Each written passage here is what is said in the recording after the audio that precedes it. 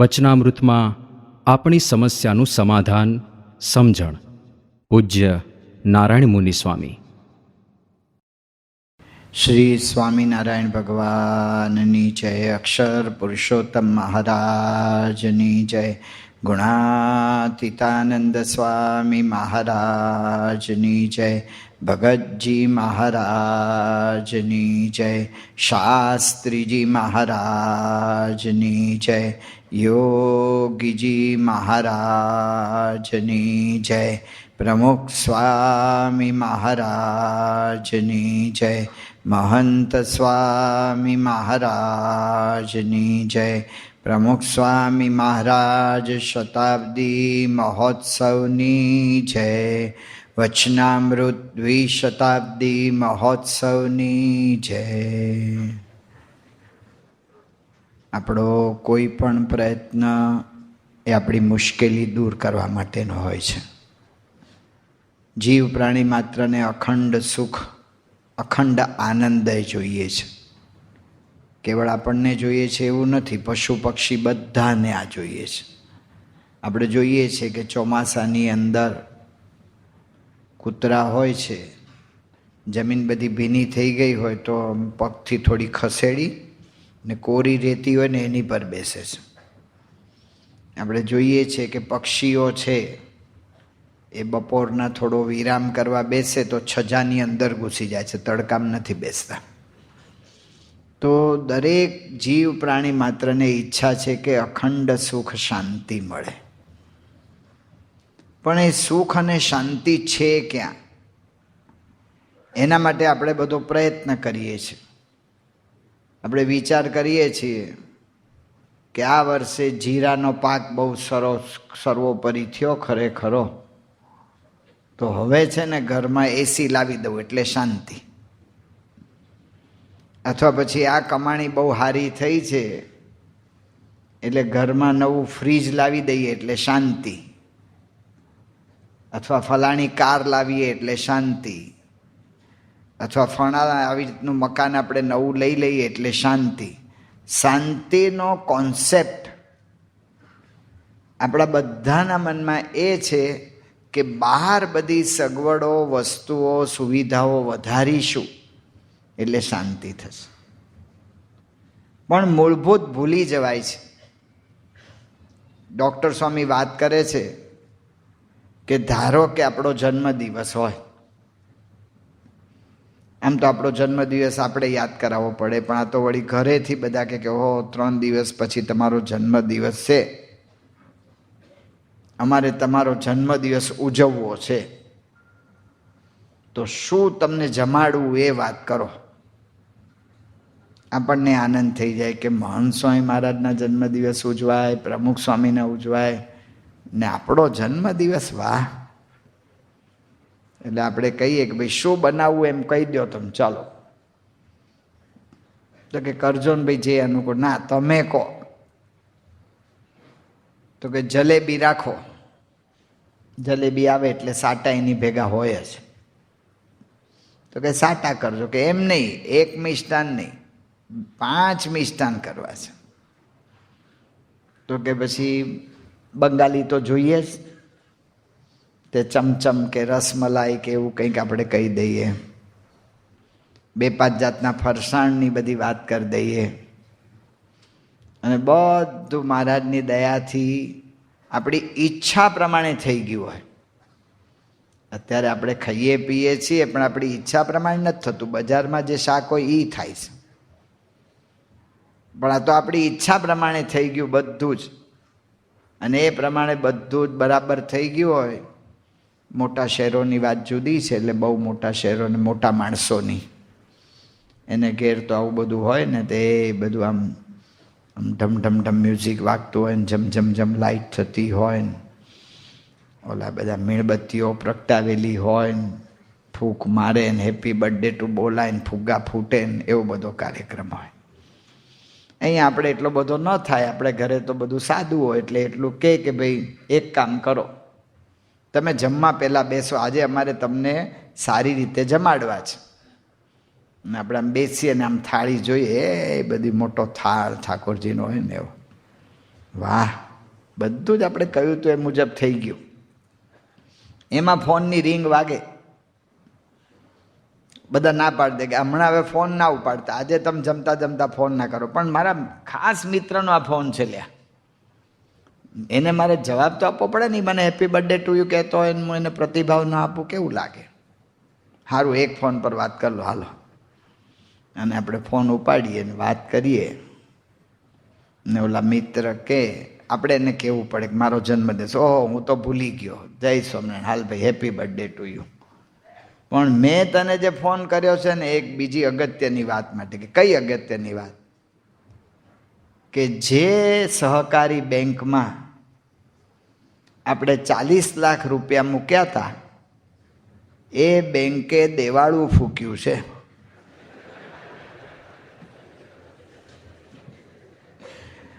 હવે જુઓ, ડૉક્ટર સ્વામી સમજાવે છે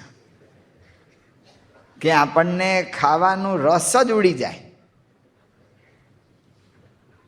આપણને ભાવે જ નહીં. સ્થૂળ દ્રષ્ટિએ જોઈએ તો કોઈ આપણને લાફો બાફો માર્યો નથી, એક ટાચણી અડાડી નથી. આમ જોઈએ તો મારું હતું ને મારું ગયું એટલો જ ફેરફાર થયો છે, બહુ ફેરફાર નથી થયો. ઓલું ભાગાકારમાં શીખવાડે છે કે એક સરખું હોય ને ઉડાડી દેવાના બેને. તે હતું અને ગયું બે જ અક્ષરનો ફેરફાર છે, પણ બધો ફેરફાર થઈ ગયો, અંદર ફેરફાર થયો. ડૉક્ટર સ્વામી કહે છે કે પદાર્થના ગુણ કે રૂપમાં કોઈ ફેરફાર નથી. જલેબી પીળી હતી એમાંથી કાળી મેસ થઈ ગઈ નથી, એના રૂપમાં કોઈ ફેરફાર નથી છે. પત્તરવીલ્યા ગોળ ગૂંચું વાળા હતા એમાંથી વાયર જેવા આમ સીધા વાળ નથી થઈ ગયા, કે સમોસા ત્રિકોણમાંથી ચોરસ નથી થઈ ગયા.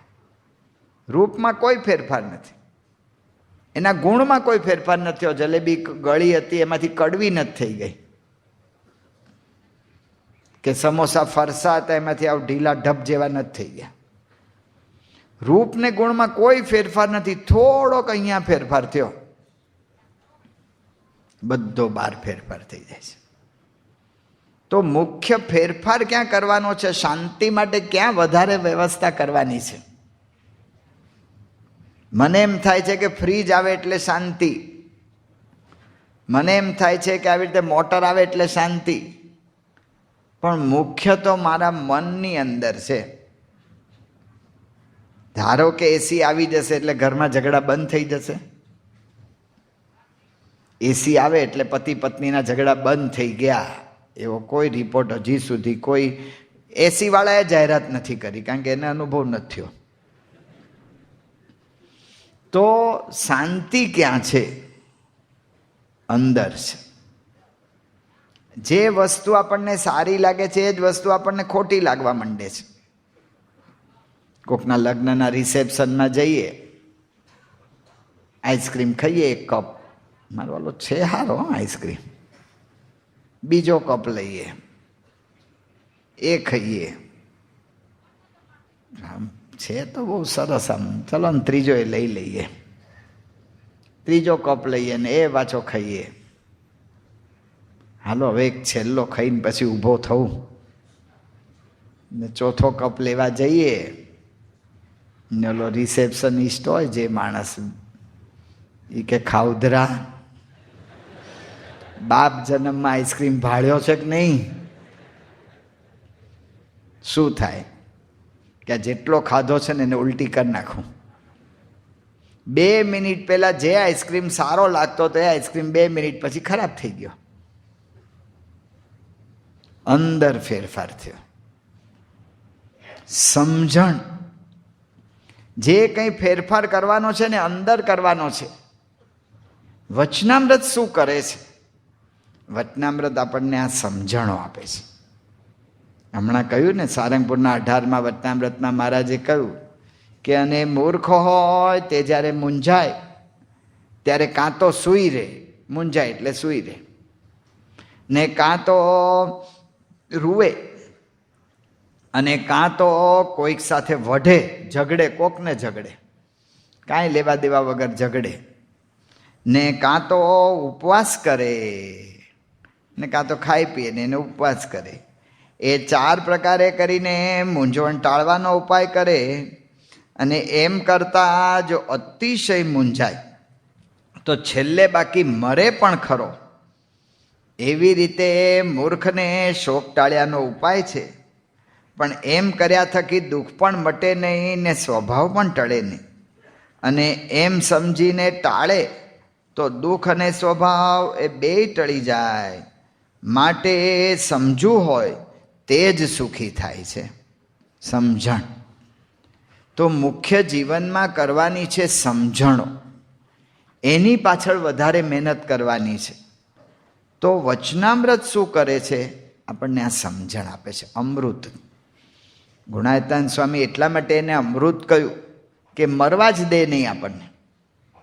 આમ તો આપણે એક જ વાર મરીએ છીએ, પણ અત્યારે આપણે આ સભામાં બેઠા છીએ ને હમણાં જો ધોધમાર વરસાદ બહાર શરૂ થાય ને, પહેલો વિચાર શું આવે? એ મર્યા.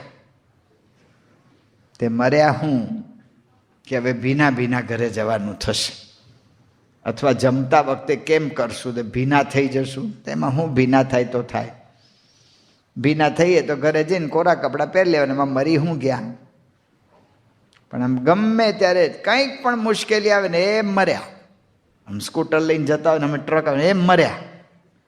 પણ કેટલી વાર માણસ ઓછામાં ઓછો દિવસમાં 20 થી 25 વાર મરી જાય છે. એટલે એને જીવવાનો આનંદ જ નથી આવતો.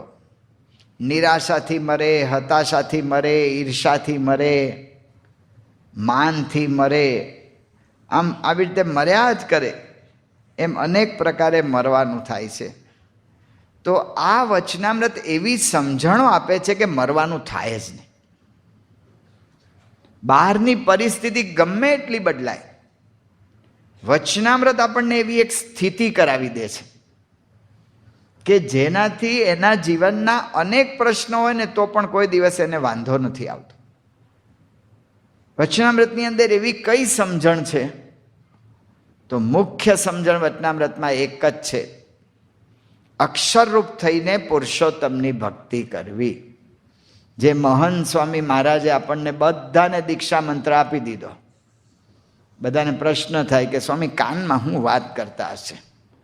અને આ લોકમાં એવું હોય કે ગુપ્ત મંત્ર હોય ને એ કહે નહીં કોઈને, એવું હોય છે લોકમાં, કે એના ગુરુએ જે મંત્ર આપ્યો હોય ને એ કહે નહીં કોઈને. આપણે એવું કાંઈ ગુપ્ત જેવું છે જ નહીં. જે બધી વાતો બહાર જાહેર જ છે બધી, કોઈ ગુપ્ત ગુપ્ત છે જ નહીં. મહંત સ્વામી મહારાજ કે આ બધાને કાનમાં હું કહું છું એ તમને કહી દીધું, હાલો. તો કે બધાને સ્વામી કે મંત્ર આપી દઉં છું: અક્ષરહમ અહમ પુરુષોત્તમ દાસોસ્મી. હું અક્ષર છું, આત્મા છું, પુરુષોત્તમનો દાસ છું. 2 સમજણ કરવાની છે, પુરુષોત્તમ નારાયણની અને અક્ષરની. આ 2 સમજણ કરે ને બધી વાતે આપણને સુખ સુખ ને શાંતિ શાંતિ થઈ જાય. તો પુરુષોત્તમ નારાયણની શું વાત છે? તો પહેલી વાત મહારાજ કરે છે કે ભગવાન છે એ સર્વ કરતા હરતા છે. મધ્યના 21ના વચનામૃતમાં મહારાજ કહે છે કે જેટલા કલ્યાણને અર્થે વ્યાસજીએ ગ્રંથ કર્યા છે તે સર્વે સુરત રાખીને અમે સાંભળ્યા. તે સર્વે શાસ્ત્રમાં એ જ સિદ્ધાંત છે. અને જીવના કલ્યાણને અર્થે પણ એટલી જ વાત છે જે આ સર્વ જગત છે તેના કરતા હરતા એક ભગવાન છે. અને ભગવાન કયા? તો મહારાજ શું કહે છે કે આ પ્રત્યક્ષ ભગવાન. આ પ્રત્યક્ષ ભગવાન છે ને આ વાત મહારાજ કહે છે 1 વાર કહે સમજો કે 1,00,000 વાર કહે સમજો. આજે સમજો કે 1,00,000 વર્ષ કેળે સમજો, પણ આટલું જ સમજે છૂટકો છે. આ વાત મહારાજ કહે છે કે એ ભગવાનના સ્વરૂપનો સંબંધ સમજણ એટલે કે એ ભગવાન સર્વ કરતા હરતા છે, સર્વોપરી છે, અને એ ભગવાન પ્રગટ છે. પ્રગટ છે એ ભગવાન. આ વાત વિચારવાની છે. કારણ કે ભગવાન આ લોકમાંથી મહારાજ કહે છે કે જતા જ નથી. એ ભગવાન એ આવી રીતે પ્રગટ છે. અને પ્રગટ ભગવાનની જ્યારે આવી નિષ્ઠા થાય ત્યારે આપણને સ્થિરતા થઈ જાય. સ્થિરતા, કોઈ જાતનો પ્રશ્ન જ થાય નહીં કે ભગવાન પ્રગટ છે. મહારાજે કહ્યું કે આ લોકની અંદર ભરતખંડને વિશે જ્યારે દેહ આવે ત્યારે ભગવાન કાં તો ભગવાનના સાધુ જરૂર વિચરતા હોય છે, અને જ્યારે જીવને યોગ થાય ત્યારે એ જીવ છે એ આવી રીતે પોતે વિચરતા હોય. જ્યારે એનો યોગ થાય ત્યારે એ જીવ છે એને આવી રીતે ભગવાનનો ભક્ત થાય છે. મહારાજે સારંગપુરના 10મા વચનામૃતમાં કહ્યું કે 2 પ્રકાર છે, બાહ્ય દ્રષ્ટિવાળું અને અંતરદ્રષ્ટિ. જેને આત્મદ્રષ્ટિ છે, જેને અખંડ ભગવાનનો યોગ છે, એવા જે સંત એનું દર્શન થયું ત્યારે જાણવું જે મને સાક્ષાત્કાર ભગવાનનું દર્શન થયું. એવા સંતનું દર્શન થયું ત્યારે મને સાક્ષાત્કાર ભગવાનનું દર્શન થયું. એ રીતનું આપણને જીવમાં મનાઈ જાય ને આપણને દેખાય છે. પ્રમુખ સ્વામી મહારાજ, મહંત સ્વામી મહારાજ, આવા સંતનો યોગ થયો છે. આ સામાન્ય વાત નથી. આ ખરેખર આપણા બહુ જ મોટા ભાગ્ય કે આવો યોગ થયો. પ્રમુખ સ્વામી મહારાજને બાયપાસ સર્જરી થઈ અને એ વખતે ઓલા રોનાલ્ડ પત્રકાર હતા, પટેલ હતા, પણ એના પિતાશ્રી પટેલ ને એના માતા ત્યાંના અમેરિકન હતા. તો એના માતાને એવી રીતે એટલે પોતે પછી તો એને કંઈ સંસ્કાર જ નહીં રહેલા, કોઈ ભારતીયના કે હિન્દુત્વના તો જરાય નહીં. પણ સ્વામીને પહેલી વાર મળ્યા પછી સ્વામી એને પૂછ્યું બધું, તમે પટેલ છો એટલે કેવા છો, શું છો, કે કંઈક ગુજરાતી છે એટલું ખબર છે. પછી સ્વામીએ તપાસ કરીને એનું ગામ કયું હતું બધું શોધાવડાવ્યું ને વડોદરાની બાજુમાં એનું ગામ નીકળ્યું. એ બહુ રાજી થઈ ગયા. સ્વામી માટે બહુ હેત થઈ ગયું એમને. પ્રમુખ સ્વામી મહારાજને બાયપાસ સર્જરી પછી મળ્યા ત્યારે બાપાને પૂછ્યું કે તમે જ્યારે બાયપાસમાંથી જાગૃત થયા ત્યારે તમને પહેલો વિચાર કયો આવ્યો? કે ભગવાનનો. તો કે તમને એમ ના થયું બાયપાસ વખતે તો તમારું હૃદય બંધ પડી ગયું હતું, તમે ભગવાનને ઘેર પહોંચી ગયા હતા, તો એમ ના થયું કે ભગવાનની આગળ ત્યાં ને ત્યાં રહ્યો હોત તો સારું હતું? તો બાબા કે ના. કે કેમ? બાબા કે ભગવાન અખંડ ભેગા જ છે, જુદા મનાય તો જવાવાનું રહે ને. આવા સંત મહારાજ કે આત્મદ્રષ્ટિવાળા સંત કે જેને અખંડ ભગવાનનું સામીપ્ય અનુભવાય. મહંત સ્વામી મહારાજ હમણાં મુંબઈ પધાર્યા હતા. પૂજ્ય કોઠારી સ્વામીને કહ્યું હશે સંતો, એટલે કોઠારી મહારાજ ત્યાં મહંત સ્વામી મહારાજ આગળ કીર્તન ગાયું, કોને હરી ક્યાં હતા રે ક્યાં થકી આવ્યા ધર્મકુમાર. આજ મારે ઓરડેનું કડી છે કે કોને તમે ક્યાં હતા ને ક્યાંથી આવ્યા? મહંત સ્વામી મહારાજ કે અહીંયા જ હતા, જવાવાનું છે જ નહીં. કે આ આત્મદ્રષ્ટિવાળા સંત, એવા સંતનું દર્શન થયું ત્યારે જાણવું જે મને સાક્ષાત ભગવાનનું દર્શન થયું. તો જો ભગવાનને સર્વ કરતા મનાય અને આ ભગવાન મને પ્રત્યક્ષ મળ્યા છે મનાય, તો પ્રશ્ન જ કોઈ ના થાય. મુશ્કેલી નથી આવતી એવું નથી, આ વ્યવહાર એવો છે મુશ્કેલી આવે. પ્રમુખ સ્વામી મહારાજે પોતાના જીવનમાં બતાવ્યું. લંડનની અંદર આપણે હેરોમાં જમીન લીધેલી અને હેરોની અંદર આપણી જમીન લીધેલી અને સારામાં સારો એરિયા પસંદ કર્યો તો હેરો, કારણ કે ત્યાં બધા પોશ એરિયા, બધા પૈસાદારોના જ ઘર હોય ને. એમાં આપણે જમીન લીધી. જમીન આપણને નાની પડતી હતી મંદિર બનાવવા, એટલે બાજુમાં સ્કૂલ હતી, તો સ્કૂલવાળાને વિનંતી કરી કે તમે તમને બીજે જાઓ તો અમને આ જમીન આપો, તમારી એટલો એરિયા વધારે થાય અમારો. એ કે બીજે અમને સ્કૂલ કરી આપો તો જતા રહીએ. એટલી વ્યવસ્થા કરીને મોટી જમીન થઈ ગઈ. જમીન મોટી થઈ, બધું થયું, મંદિરનું ખાતમુહૂર્ત કરવાનું, પણ આની અંદર પહેલાં જાહેરાત કરવી પડે ને. એ જાહેરાત કરી. બધા ધોરિયાઓને એમ થઈ ગયું કે આ હિન્દુના માણસો આવશે ને બધા આપણને હેરાન કરી નાખશે ને. તે જાહેરાત કરી કે અહીંયા મંદિર બનવાનું છે, તો એ લોકોએ સહીઓ કરી કે અહીંયા મંદિર કોઈ પણ સંજોગોમાં બનાવવું જોઈએ નહીં. સામે આપણે સહીઓ કરી કે અહીંયા જ મંદિર બનાવવું એ યોગ્ય છે. કોર્ટમાં કેસ ચાલ્યો. કેસની અંદર આપણે બહુ મોટી રકમ વકીલોને ચૂકવવી પડી અને સ્વામીએ કેટલી ધૂન પ્રાર્થના કરાવેલી. અને પછી અમે જોયું અટલાદરામાં પ્રમુખ સ્વામી મહારાજ બિરાજમાન હતા અટલાદરામાં, અને રાતના સ્વામી આરામમાં જતા હતા, લગભગ 11-1 વાગ્યા હતા. અને પૂજ્ય વિવેક સાગર સ્વામી બાપા પાસે આવ્યા કે બાપા, હમણાં જ લંડનથી આપણા સત્સંગ મંડળના પ્રમુખ CM કાકાનો ફોન આવ્યો કે આ કેસનું જજમેન્ટ આવી ગયું છે અને જજમેન્ટ એવું આવ્યું છે કે કોઈ પણ સંજોગોમાં આપણે ત્યાં મંદિર કરી શકીશું નહીં. લ્યો, હવે આ તો આપણા રૂપિયા તો ગયા, પૈસા તો ગયા, એનાથી વધારે શું થાય? લોકો પાછા આપણને કહી જાય, કેમ તમારે તો ભગવાન પ્રગટ છે ને, એમ આપણને પાછા શબ્દ મારી જાય. બધી રીતે આપણને આવી રીતે દુઃખનો પ્રસંગ હતો. અને આવું આઘાતજનક વાત વિવેક સાગર સ્વામીએ કરી. સ્વામી બાપા તો ઢોલિયા પર બેસી ગયા હતા, આડા જ પડવાના હતા, પગ લંબાવી દીધેલા હતા. સ્વામીએ ધીરે ધીરે આમ રજાઈ ખેંચતા ખેંચતા કહ્યું, સ્વામી કે આપણે 125% પ્રયત્ન કર્યો, પણ મહારાજને આપણને બીજી વધારે સેવા આપવી હશે એટલે આવું થયું હશે, જેવી મહારાજની ઈચ્છા. હોઈ ગયા, કાંઈ પ્રશ્ન નહીં. ઘસઘસાટ ભગવાન કરતા હતા છે. આ એક વિચાર કેટલી રાહત આપે આપણને, કેટલી રાહત આપે. આ વચનામૃત આવી સમજણો આપે છે. આ બધી સમજણો વગર આપણે બીજે બધે બાથા બળિયા કરીએ, ઓલા છાલિયા ને ઓલા ભાઈ ગોઠવવા જાય ને બીજું છાલિયું ગોઠવે ને ત્રીજું, કેટલા છાલિયા ગોઠવશો? છતને જ બંધ કરી દો ને, છતને રિપેર કરાવી નાખો, તમારે છાલિયા કે ગોઠવવા જ ના પડે. આ સમજણ છે ને, એ છતને રિપેર કરવા જેવી છે. રાહત માત્ર થઈ જાય, આપણને પ્રશ્ન જ ના થાય. ભગવાનની ઈચ્છા. હમણાં આપણે અહીંયા રાજકોટમાં સમય યોજ્યો અને સહજાનંદ હોલની અંદર આપણે બધા વચનામૃતના વાક્યો પર બધા દ્રષ્ટાંતો રજૂ કર્યા હતા. એ રજૂ કર્યા હતા પ્રદર્શનમાં, ત્યારે એમાં ઓલું એક ભાઈની ફેક્ટરી બળી ગઈ એનું વાત હતી. ફેક્ટરી બળી ગઈ આખી, અને એની અંદર, અને આ બનેલો પ્રસંગ છે, વાપીમાં આપણા એક હરિભગતની ફેક્ટરી આખી બળી ગઈ.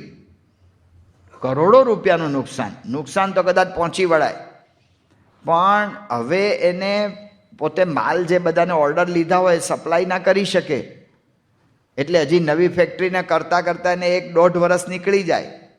એટલી વારમાં તો બધા ઘરાકો બીજે ચોંટી જાય, પતી ગયું, હવે આગળ કેવી રીતે વધાય? આ બધા પ્રશ્ન હતા. પણ એણે આ એક વિચાર વચનામૃતમાંથી દ્રઢ રાખ્યો હતો કે ભગવાન જે કરે છે ને મારા સારા માટે કરે છે. કરતારતા એ જ. સ્થિરતા રહી ઠેઠ સુધી, કોઈ પ્રશ્ન ના થયો. જો આ વચનામૃત કરાવે છે. સ્વામી બાપા દ્રષ્ટાંત આપતા પ્રભુદાસ લાલાજીનું. આફ્રિકામાં હતા, કંપાલામાં, અને સારામાં સારી દુકાન ને બધી વ્યવસ્થા ને સગવડ ને બધું હતું. અને કંપાલામાં ત્યાં યુગાન્ડાના પ્રમુખ એ લોકોના હતા, ઈદી અમીન સાહેબ. એને હું સપનું આવ્યું ને રાતોરાત એશિયનોને બધાને તગેડ્યા, અને આને પાછા આવવું પડ્યું અહીંયા દેશમાં. કશું હાથે પગે. લોકો ટીકા કરે કે હું તમે આવ્યા પાછા ને આ બધું, તમને તો બહુ મુશ્કેલી ને બહુ આમ થઈ ગયું. કે કોઈ એવા રોદણા રડશો નહીં. હૂથણું પહેરીને ગયો તો આફ્રિકામાં, પેન્ટ પહેરીને આવ્યો છું, એટલો જ ફેર પડ્યો છે ને મારા. જા કરતા હરતાની સમજ કેટલી સ્થિરતા આપે.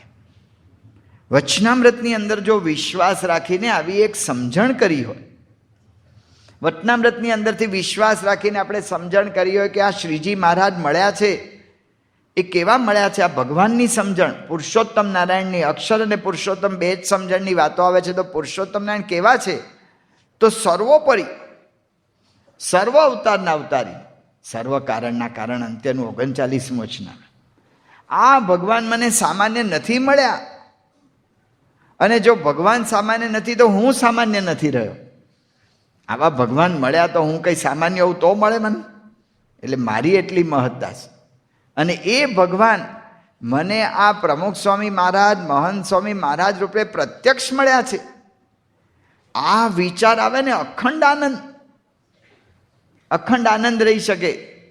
યોગીજી મહારાજ વજેસીના હોકાની વાત કરતા કે ભાવનગરમાં બાપા કે બધા દરબારોની મીટિંગ થઈ,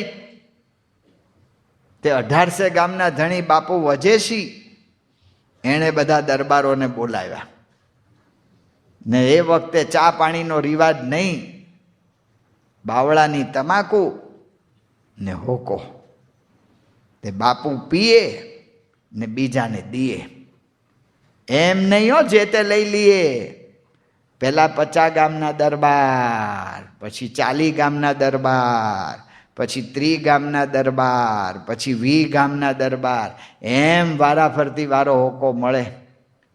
એમાં એક હાથીના ગરાસિયા હતા, એનો ક્યાં ચાન્સ લાગ્યો હોય?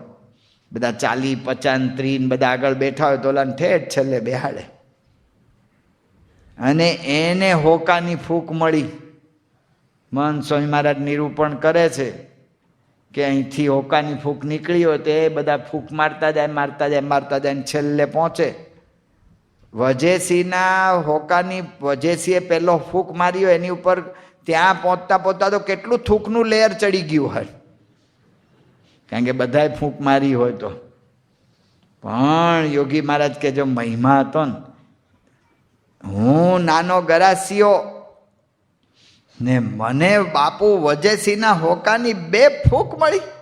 ઓહો હો હો હો, કેફમાંય નહીં, કાંટો સડી ગયો, ગામમાં મારે ને ધૂળે દીએ. અલ્યા કેમ બહુ ફાટો ફૂલ્યો ફરસ? અરે 1800 ગામના ધણી બાપુ વજેસી એની હોકાની 2 ફૂંક.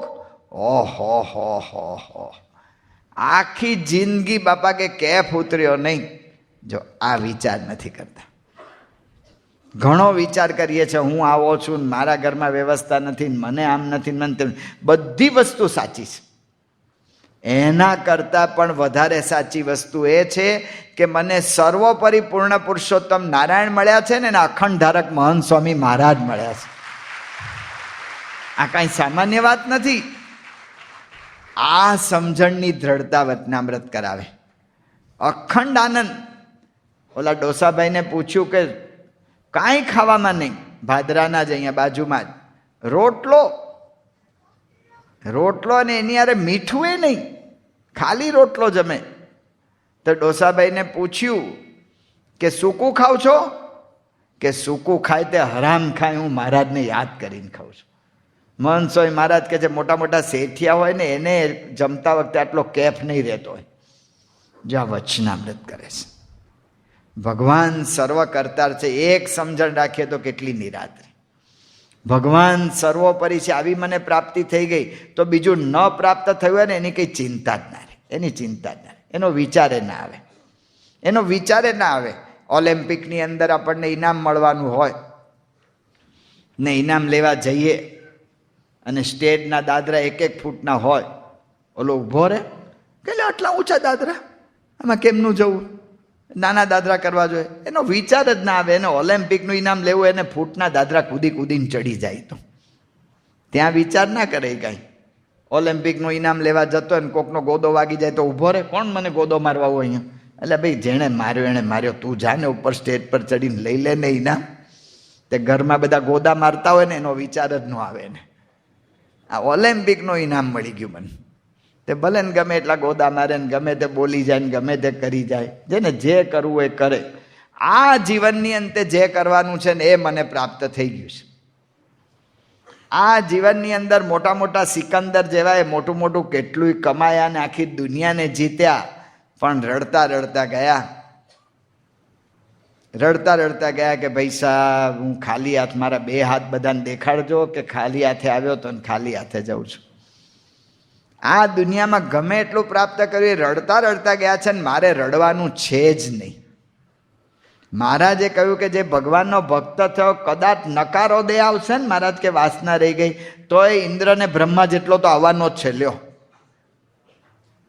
કેટલી મોટી વાત. નકારો દે આવશે તો ઇન્દ્ર બ્રહ્મા થઈ જવાનું. તો હું માથાકૂટ કરવી આ 5-50 વર્ષની અંદર બધી ચિંતા ને માથાકૂટ. તો વચનામૃત શું કરે છે?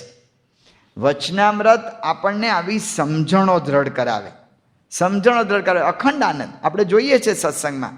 વીરચંદ મોદીનો દીકરો, મોટી ઉંમરનો દીકરો ને કંઈક વેપાર સંજોગોમાં ગયો તો આપણે અહીંયા બાજુ બંગાળ બાજુ ને ઓરિસ્સા કે એ બાજુ ક્યાંક, અને ત્યાં બિચારો પછી પાછો જ નથી આવ્યો. ધામમાં ગયો, જીવ્યો, મર્યો, ક્યાં ગયો, શું થયું કાંઈ ખબર નથી. તો એવો ને એવો કેફ હશે, મહારાજની ઈચ્છા. પ્રમુખ સ્વામી મહારાજની સાથે અમે હતા, ઓલા દામોદરભાઈ, એનો 18 વર્ષનો છોકરો શ્રીજી, અને સેવા કરીને જ પાછો આવતો હતો.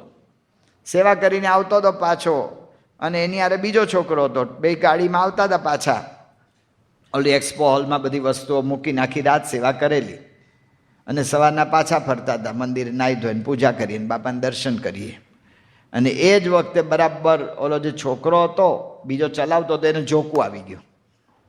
ઝોકું આવ્યું ને આગળ મોટી ટ્રક હતી, એની અંદર ગાડી ઘુસાડી દીધી. એ છોકરાને મહારાજની ઈચ્છા એવી હશે તો એ વળી થોડો ઇન્જોર્ડ તો એટલે એને ઈજા થઈ મોટી, પણ એ બચી ગયો ને આ શ્રીજી ધામમાં જતો રહે. 18 વર્ષનો એકનો એક છોકરો ધામમાં જતો રહે. સંતોને પ્રશ્ન થઈ ગયો એના બાપુજીને કેવી રીતે આપણે સાંત્વન આપશું ને કેવી રીતે આપણે એને એવી રીતે સ્થિરતા રખાવશું અને શું કરશું. સંતો ગયા, એ સ્થિર હતા એકદમ, કાંઈ ચિંતા નહીં. આપણે આ સહજાનંદ હોલમાં આ પણ દ્રશ્ય લીધેલું હતું. એકદમ સ્થિર હતા, કાંઈ ચિંતા નહોતી. સંતોને કહ્યું કે આવતીકાલે સવારે સ્વામીની પૂજામાં મારા તરફથી દરેક હરિભક્તોને પેંડા એક મળે એવી વ્યવસ્થા કરો. અને બાપા પાસે આવ્યા. ઘનશ્યામ બાપાને કહ્યું તમે કીર્તન ગાવ યોગી, આવો તે રંગ મને સીધે લગાડ્યો. ઘનશ્યામ બાપાએ કીર્તન ગાયું ને કરતાલ લઈને દામોદરભાઈ સ્વામી પાસે નાચ્યા કે તમે જે કરો એ બરાબર જ છે. આ સ્થિતિ થઈ શકે છે. વચનામૃતની વાતો હવાના ધડાકા નથી, આ ખાલી કલ્પનાની વાતો નથી. આ સમજણ કરીએ તો આ સ્થિતિ થઈ શકે. વચનામૃતમાં મહારાજ કહે છે કે ભગવાનને ભગવાનના લોકમાં આવે તો ભગવાન છે દિવ્ય છે. આ દિવ્ય મનાય તો શું થાય? મધ્યનું 13મું વચનામૃત મહારાજ કહે છે કે કામ ક્રોધાદિક જીત્યામાં સહેજે પ્રયાસ ન પડે. સહેજે પ્રયાસ એટલે આ હાથ ઊંચો કરું ને એટલો પ્રયત્ન કરવો ના પડે. આ દિવ્ય ભગવાનને સંત મનાય તો એના સંબંધવાળા બધા જ દિવ્ય મનાય. આપણે આ લોકમાં સંબંધથી જ મહિમા સમજીએ છીએ. અત્યારે આપણી આ શિબિર ચાલે છે અને આ સ્ટેજ ઉપર એક કૂતરું આવે તો બધા એકદમ આમ થઈ જાય. કૂતરું આમ તો નોટ લખવા લીધી હોય ને એ ફેંકવાનું મન થઈ જાય કે એને ભગાડીએ. પણ એટલી વારમાં એક બીજો કાર્યકર્તા પાછળ આવે કે શું છે ભાઈ, એ જાહેરાત કરે કે કોઈ આ કૂતરાને કશું કરશો નહીં. આ કૂતરું છે ને મોદી સાહેબનું કૂતરું છે. હે, મોદીનું કૂતરું અહીંયા આવી ગયું? કેમનું આવી ગયું? મોદી આવે છે આપણી શિબિરમાં, તરત જો બધો દ્રષ્ટિકોણ બદલાઈ જાય. એ કૂતરો શું બીજું કામ કરે છે? બીજા કૂતરાઓ એવું જ કરતો હોય, કાંઈ જુદી ક્રિયા ના હોય એની કાંઈ. પણ સંબંધનો મહિમા, આ એક સંબંધનો મહિમા સમજાઈ ગયો આપણો જો તરત જ આપણું ફેરી જાય છે. વચનામૃત મુખ્ય કામ એ કરે છે, આપણે દ્રષ્ટિકોણ જ બદલવાનો છે. પરિસ્થિતિ કોઈ બદલવાની જરૂર નથી, સ્થિતિ બદલવાની જરૂર છે. પરિસ્થિતિ કેટલી બદલશું અને બદલશું તો એનાથી શું લાભ થશે? કેટલી પરિસ્થિતિ બદલ્યા કરશું, અંદરથી નહીં બદલાવ થાય ત્યાં સુધી કોઈ બદલાવ કામ લાગતો નથી. સંતો વાત કરે છે ને કે ઓલી એક મહાત્મા હતા, પ્રતાપી મહાત્મા હતા, અને મહાત્મા બહુ પ્રતાપી હતા ને એક ઉંદરડી દોડતી દોડતી આવીને મહાત્માને ખોળામાં પડી. મહાત્મા આમ ધ્યાન કરતા હતા, જોયું કે ખોળામાં પડ્યું એટલે જાગે, આંખો ખોલી. ઉંદરડી બૂમ પાડે, બચાવ બચાવ ભાઈ સાહેબ બચાવ. મહાત્મા પ્રતાપી હતા, દયા આવી ગઈ કે કેમ ભાઈ શું તકલીફ છે? કે બિલાડી મારી પાછળ પડી છે. ઓજા બચ્ચા બિલાડી થઈ ગઈ. હવે તો બિલાડી આખા આશ્રમમાં એક રૂમમાંથી બીજી રૂમમાં જાય, ત્રીજી રૂમમાં જાય, બધો આનંદ. એમાં મહાત્મા બેઠા હતા એક વખત ને ત્યાં બિલાડી આવી મ્યાઉ મ્યાઉ કરતી કે ભાઈ શું છે હવે? કે બચાવો બચાવો. કે હવે હું તને બિલાડી ઉંદરડીમાંથી બિલાડી કરી નાખીને? એ કે પણ કૂતરો મારી પાછળ પડ્યો છે. ચાલ ભાઈ હોજા બચ્ચા કૂતા. કૂતરો થઈ ગઈ. હવે તો કૂતરો આખા આશ્રમમાં આટા દે ને કોઈ આવે તો ભસે ને ઘૂસવા ના દે ને એવો બધો પ્રયત્ન કરે. એક દાડો કૂતરો પૂંછડી દબાવતો આવ્યો, બચાવ બચાવ બચાવ. એટલે ભાઈ હવે હું? કે દીપડો મારી પાછળ પડ્યો છે. ઓજા બચ્ચા દીપડો થઈ ગયો. હવે તો જંગલમાં આટા દીએ બધે, એ જ્યાં ત્યાં. એક દાડો દીપડો આવ્યો છલાંગ ભરતો ભરતો કે શું છે? કે બચાવ બચાવ. કે હજી બચાવ? કે પણ સિંહ મારી પાછળ પડ્યો છે. ઓજા બચ્ચા સિંહ, શેર થઈ ગયો મોટો, એ સિંહ થઈ ગયો. હવે તો સિંહ આખા જંગલમાં ફરે ને ગર્જના પાડે ને ત્રાડ પાડે ને બધું થાય. એક વખત મહાત્મા બેઠા હતા તે સિંહ આવ્યો. મોટી મોટી છલાંગો ભરતો કે શું છે, ઊભી પૂંછડીએ કે બચાવો બચાવો, કે શું હવે હું બચાવ, કે માણસ મારી પાછળ પડ્યો છે બંદૂક લઈને. મહાત્મા કે હો જા બચ્ચા ઉંદર. એટલે હું સિંહ, એમાંથી મને ઉંદર કરી નાખ્યો. એ કે તને બાહ્ય પરિવર્તન કર્યું, ઉંદરમાંથી સિંહ સુધી પહોંચાડ્યો, પણ તારું અંદરથી બચાવ બચાવ ડરપોક સ્વભાવ ટળ્યો નહોતો, એટલે તું ઉંદરડી બનવા જ લાયક છો. હો જા બચ્ચા ઉંદર. અંદરથી પરિવર્તન. બહારના પરિવર્તનો કોઈ કામ ના લાગે. આ વચનામૃત અંદરથી પરિવર્તન કરવાના દ્રષ્ટિકોણ આપણને આપી દે. સંબંધ, આ કોનો સંબંધ થયો? મહંત સ્વામી મહારાજનો સંબંધ થયો, બધાનો સંબંધ થયો. મહંત સ્વામી મહારાજે ઘર સભાના ઓલા પત્રમાં આપણને લખ્યું છે, દ્રષ્ટિકોણ બદલી નાખો. સ્વામી કે દિવાલો રચો, નવી દિવાલો રચો આખી. એક નિયમ ધર્મની દિવાલ, એક દિવ્ય ભાવની દિવાલ, એવી સ્વામી આખું ઘર આખું રચવાની વાત કરી. એમાં મહંત સ્વામી મહારાજે વાત કરી કે કુટુંબના સર્વે સભ્યો દિવ્ય માનવા. પછી કાઉન્સમાં સ્વામી લખે છે દિવ્ય જ છે. સ્વામી કે મા બાપને એવી ઈચ્છા થાય કે પુત્ર પુત્રાદિકના પગે લાગવું. થાય મા બાપને ઈચ્છા, પગે લગાડવાની થાય. અને છોકરાઓને એવી જ ઈચ્છા થાય છે. ડૉક્ટર સ્વામી બોલાવે છે, છોકરા નાના હોય ને એને બોલા કે બોલો માતૃ દેવો ભવ પિતૃ દેવો ભવ. પછી ડૉક્ટર સ્વામીમાં બીજું લીટી બોલાવે છે કે માતાને પગે લગાડીશ, તો બધા બોલી જાય લગાડીશ, કરતા હોય એટલે બોલી જ જવાય. પણ મહંત સ્વામી મહારાજ કહે છે કે માતા પિતાને એવી ઈચ્છા થાય કે હું પુત્ર પુત્રાદિકને પગે લાગું, ને પુત્ર પુત્રાદિકને એવી ઈચ્છા થાય કે હું એને પગે લાગું. દિવ્ય સમજે, થઈ શકે. સંબંધ દિવ્યતાથી હોય ને તો થઈ શકે. એને કહી ના શકાય એવું નથી, એને બધું જ કહેવાય. કહેવું પડે, જ્યારે આપણે એને સલાહ સૂચન આપવી પડે, કહેવું પડે, બધું જ કહેવાય. પણ આખી રીત બદલાઈ જાય. મહંત સ્વામી મહારાજ વાત કરે છે કે કહેવું કેવી રીતે? તો વિવેકથી કહેવું, નમ્રતાથી કહેવું, પોતાના જાણીને કહેવું, ને જીવનું સારું કરવા કહેવું. જો આ વચનામૃત આપણને એક દ્રષ્ટિકોણ આપી દે ને, એક દિવ્ય, બધું જ બદલાઈ જાય. મોદીના કૂતરાનેથી હાંકી કાઢીએ ને એવું નહીં કે હાંકી જ કાઢવું પડે, કે કૂતરા નહીં રખાય સભામાં. પણ પછી કેવી રીતે હાંકી? આમ થાબડી થાબડીને ચૂ કરે એમ કરીને લઈ જાય. અને જો મોદીનો કૂતરો ન દેખાય લાકડી મારીને લઈ જાય. જો આ ફેર પડે. વચનામૃત આપણને દ્રષ્ટિકોણ આપે છે કે પુરુષોત્તમ નારાયણ સર્વ કરતા હરતા છે, સર્વોપરી છે, પ્રગટ છે, દિવ્ય છે. એના સંબંધવાળા બધા દિવ્ય છે. તો આપણી ક્રિયામાં ફેર પડી જાય. આત્મીયતાથી, નમ્રતાથી, વિવેકથી, બધી જ વાતોની અંદર ફેર પડી જાય. મદદ કરવાની ભાવનાથી આખું બધું ફેર પડી જાય. આ વચનામૃત આપણને આખો દ્રષ્ટિકોણ આપે છે કે ભગવાન કેવા છે. આ ભગવાનને રાજી કરવા એના સિવાય બીજું કોઈ કામ જ નથી. એની આજ્ઞા પાળો ને રાજી કરી લો. જો ભગવાનનો મહિમા સમજાઈ જાય તો આપણને ખ્યાલ આવે. મહારાજે પ્રથમના 34ના વચનામૃતમાં કહ્યું, મહારાજે કહ્યું, મુક્તાંશે કહ્યું કે ભગવાનની પ્રાપ્તિ દુર્લભ છે. ભગવાનનો આવી રીતે એના જેવો કોઈ આનંદ કે લાભ નથી. તો પણ તુચ્છ પદાર્થ માટે જીવ ક્લેશને કેમ પામે છે? જો આપણો જ પ્રશ્ન છે. આટલી મોટી પ્રાપ્તિ દુર્લભ છે, આ બધું છે, તેમ છતાં ક્લેશ કેમ થાય છે? કેમ દુઃખનો અનુભવ હજી થાય છે? આવા ભગવાનને આવા સંત મળ્યા તો મહારાજ કહે છે કે પરમેશ્વરના વચનને મૂકીને જ્યારે આડોઅવળો ડોલે છે ત્યારે ક્લેશને પામે છે. અને જો વચનને વિશે રહે તો જેવો ભગવાનનો આનંદ છે તેવા આનંદમાં રહે છે. અને જેટલું જે ભગવાનનું વચન લોપે છે તેટલો તેને ક્લેશ થાય છે. જો આ દુઃખનો મુખ્ય પ્રશ્ન આ છે. આજ્ઞા તૂટે છે. આજ્ઞા તૂટે ને પછી આપણે એમ ઈચ્છીએ કે હું સુખી થઉં. કેવી રીતે થવાય? તો આખો ફેર પડી જાય છે. વચનામૃત આપણને સમજાવે. જેતલપુરનું 3જું વચનામૃત. મહારાજ કે આ દેહ કરીને ભગવાનનું ગમતું કરવું એનાથી બીજી કોઈ મોટી વાત નથી ને એ જ ભક્તિ છે. કહેતા કે રાજી કરવા ભગવાનને, સંતને, એ જ ભક્તિ છે. એક રાજીપાનો વિચાર સ્પષ્ટ થઈ જાય પરમેશ્વરના વિચારથી તો બધા પ્રશ્નોનો અંત આવી જાય. ગમે એટલું હોય પણ એનો અંત આવી જાય.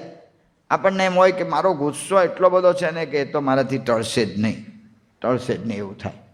હકીકતે ન ટળે એવું હોય, ઘણાને એવું હોય, ગુસ્સો આવી જ જાય. હવે એની અંદર એક રાજીપાનો વિચાર મૂકી દેવાનો છે કે ગુસ્સો જેટલો કરવો હોય ને એટલો કરવાનો, જેટલો કરવો એટલો કરવાનો, છૂટ, જેટલો કરવો એટલો છૂટ.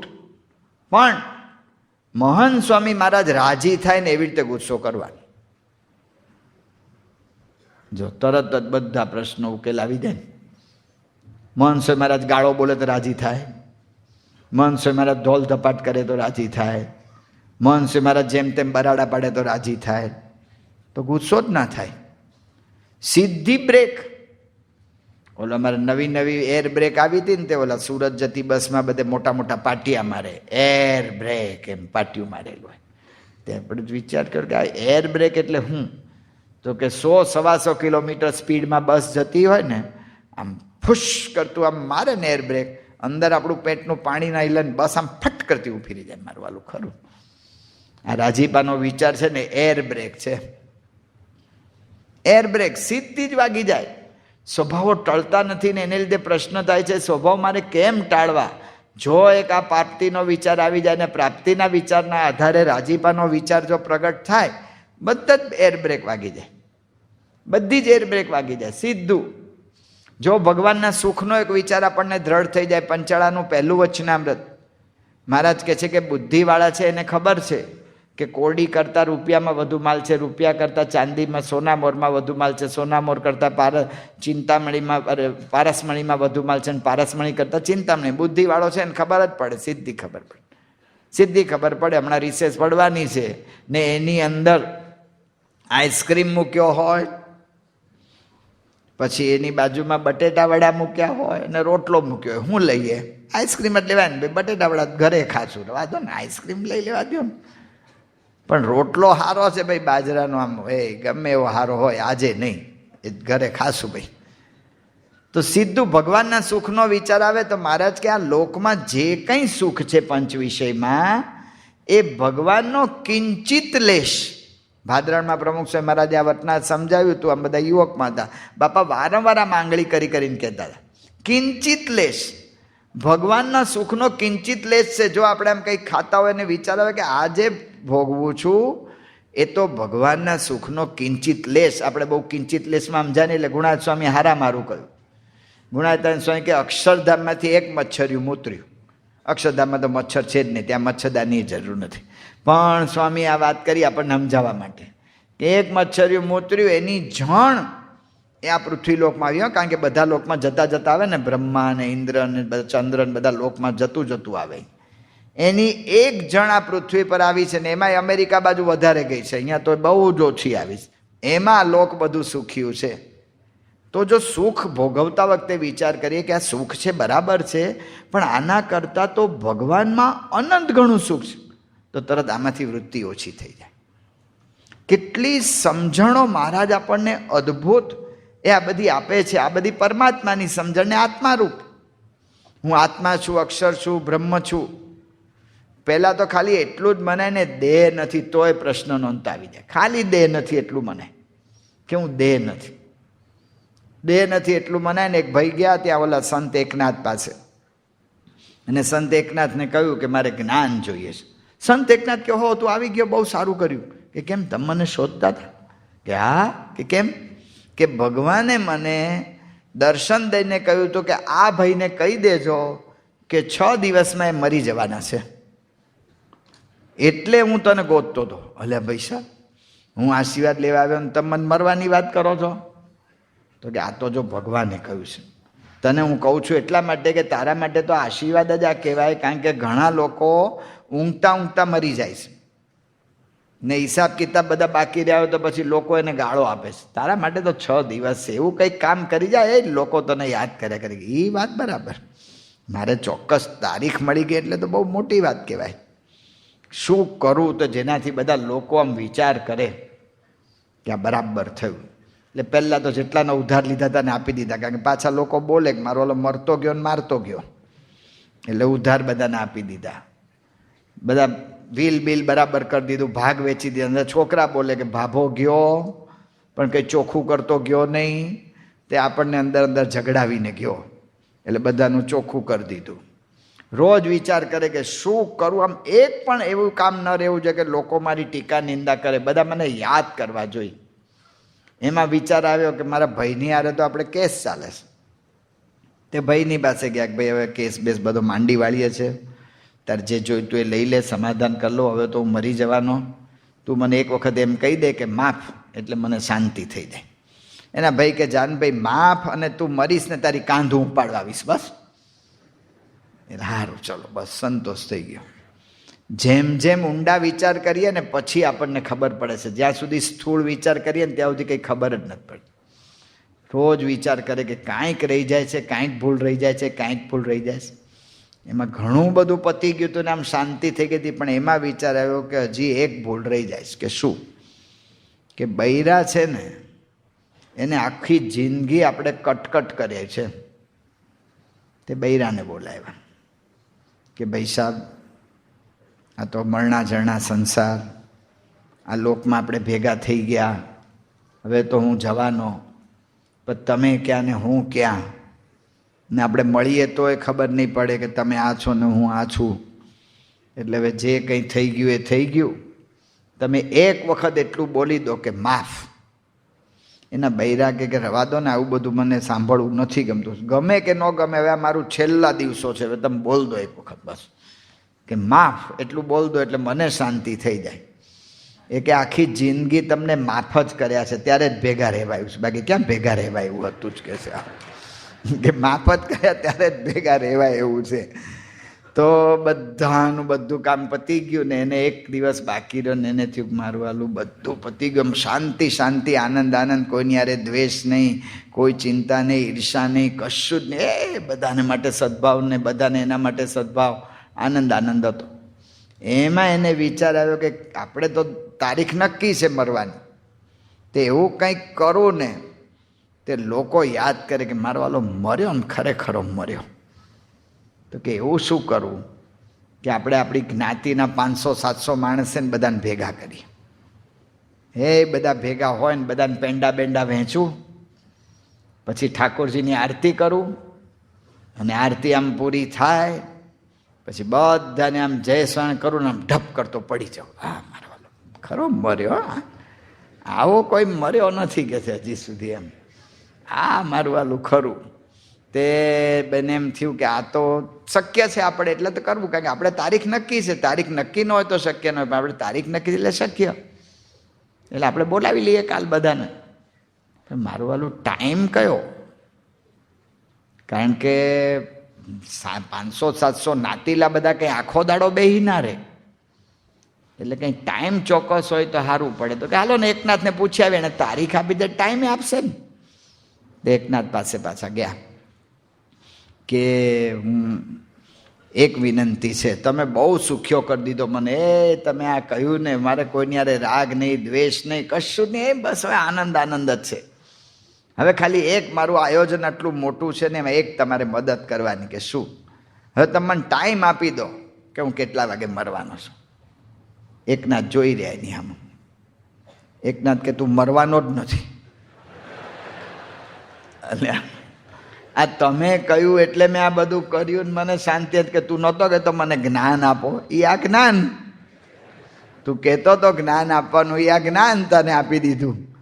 તો એક ખાલી મરવાનું, હજી તો દેહ નથી એટલું જ મનાય છે, એમાં કેટલી શાંતિ થઈ જાય છે. એમાં કેટલી શાંતિ થઈ જાય. હજી તો એની અંદર મનાય કે હું દેહ નથી ને હું આત્મા છું. મહારાજ અંત્યના 39માં વચનામૃતમાં કહે છે કે આપણી અંદર જે જીવ છે, આત્મા છે, કેવો છે? મહારાજ કહે છે સૂર્ય જેટલો પ્રકાશમાન છે. આ અનંત હેલોજનને હું હારે લઈને ફરું છું, અને એની અંદર ભગવાન કેવા છે?